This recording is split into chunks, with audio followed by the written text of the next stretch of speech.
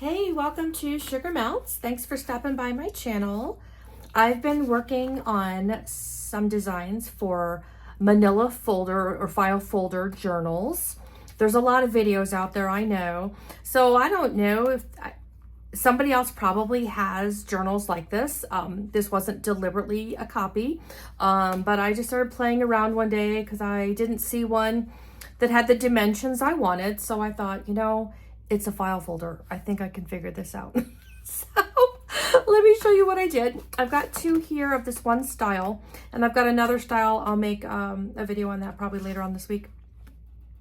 So for today, what I figure that I would do is after I show this to you, I'll show you how I put it together, and then I'll do another video of decorating it so that it's not too long. Boy, when it's long, it takes a long time to upload. So you can see here, they're very similar.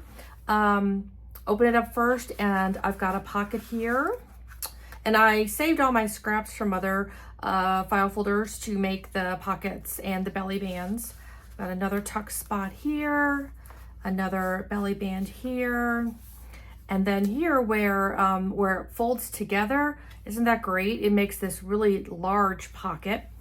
You could even slip a journal in that, just like the back cover, and have it come over. That would be really nice. And then what I did back here was I put a pocket in, and I just used a cheap old index card for the back of the journal to give it a little bit of tension to hold in the pocket, and then stapled my paper in. And then lastly, another pocket here with a journaling card. So super cute. Comes together nicely. And then here's the other example that I did. This was actually, no, this was the first one, I think. I forget which one was the first. But here, a belly band, journal card, and then here, you can see I folded it slightly different, so the pocket is going the opposite direction. We'll see if I can figure out how I did that today. This is so not a tutorial. I just made this up, and I'm gonna see if I can do it again. And then this one has like a full-size journal in here, and I just inked the edges, and then I did a pamphlet stitch. So what I like to do whenever I make any kind of journal, whether it's from paper, manila folder, or whatever, file folders, is I give myself like just 1/8 of a spine, just a little bit of width there, just 1/8 is all you really need. And then it gives you the space for the paper and also for your needle to go through that, that spine. If it's just the fold you're going through, it can be really easy to miss that with the needle or just be too bulky. But just the 1/8 of an inch gives you, I think I've got 4 pages here. So yeah, so 8 pages total once it's folded. So that works out really well. And then I left the open pocket on the back. Okay, so for this folder, what I used, and you know, the great thing about these file folders is you can use whatever style you've got, or you know, whatever you swiped from your office supply room. But this is one of those folders that has just 2 tabs. So 2 large tabs. No idea where I got these. No idea how I got these. But I found these. And so, so here we go. I don't think I did any exact measuring. I probably did a little scoring just to make sure that my edges were firm and to get that spine, but I wouldn't call it measuring. So let's see if I can remember what I did. Oh dear. Okay, so we're just gonna go for it, see what happens. And you know, if you've watched any of these file folder videos, you know that file folders are never exact proportion.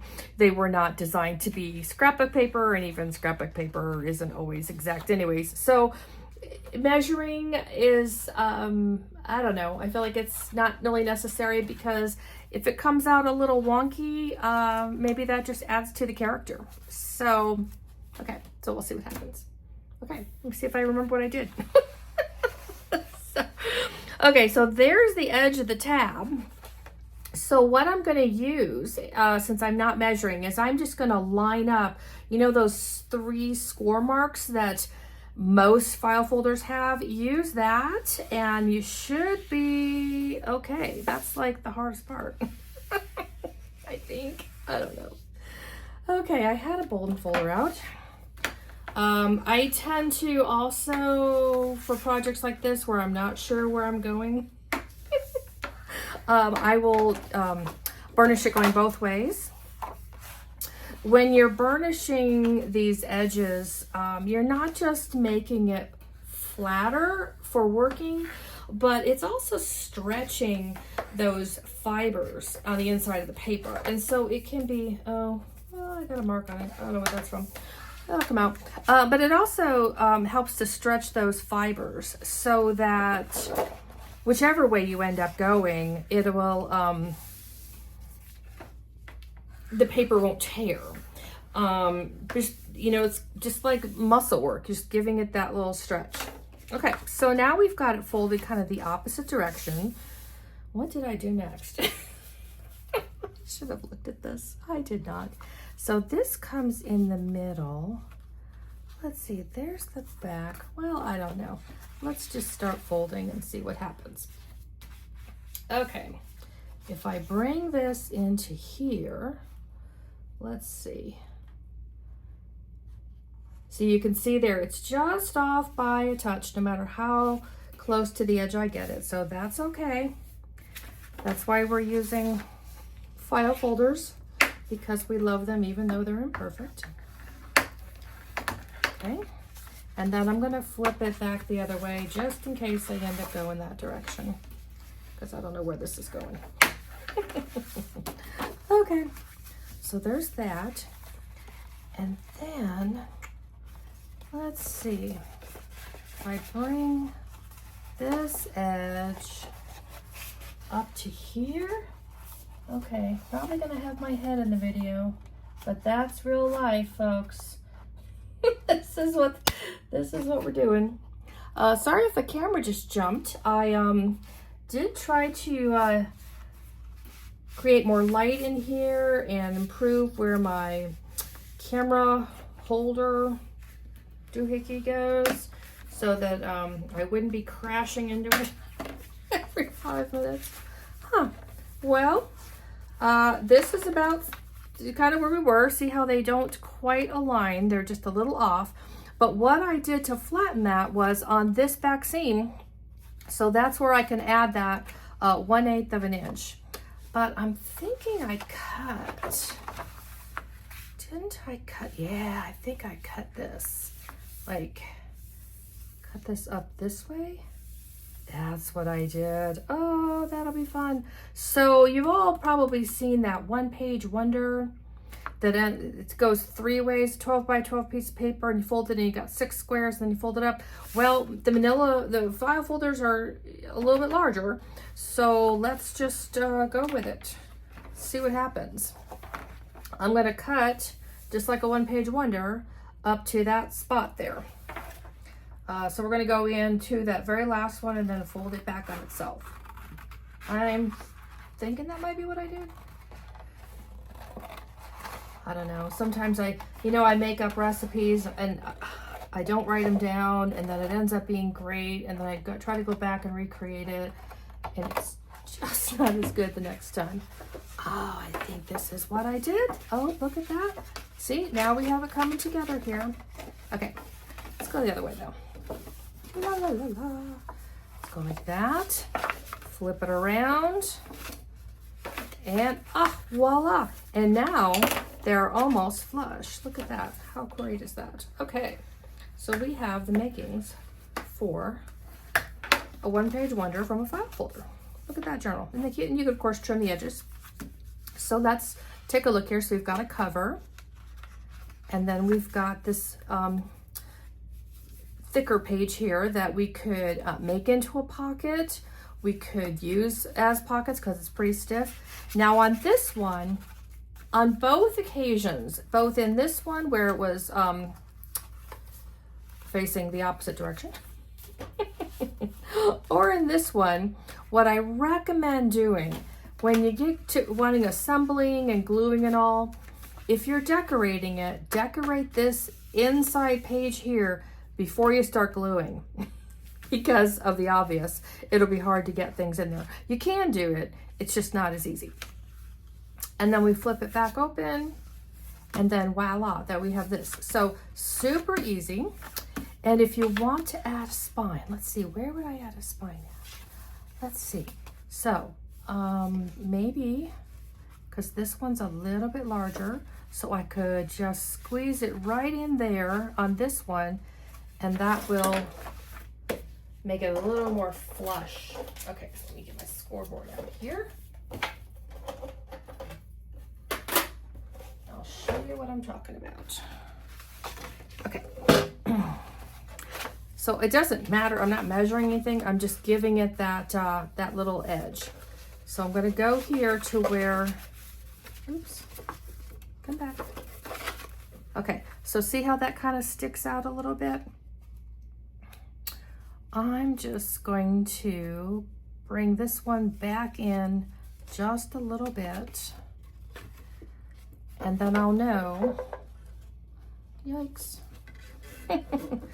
Can I do it there? Probably shouldn't do it at that point. So I feel like I'm gonna have this one a little wonky still too. And that's where it's connected. So that's probably not the best place to score. La la la. Although it is taller there. Oh, let's just go for it, Lori. I'm gonna go ahead and give myself 1/8 of an inch. And all I'm doing is wherever this lines up at, just pick any line so you know where it is. And I'm just gonna give myself the line next to it. And there, I've got a little bit of a spine for putting in that a signature, if you want to put a signature in there. Okay, alrighty, so that is the basic assembly.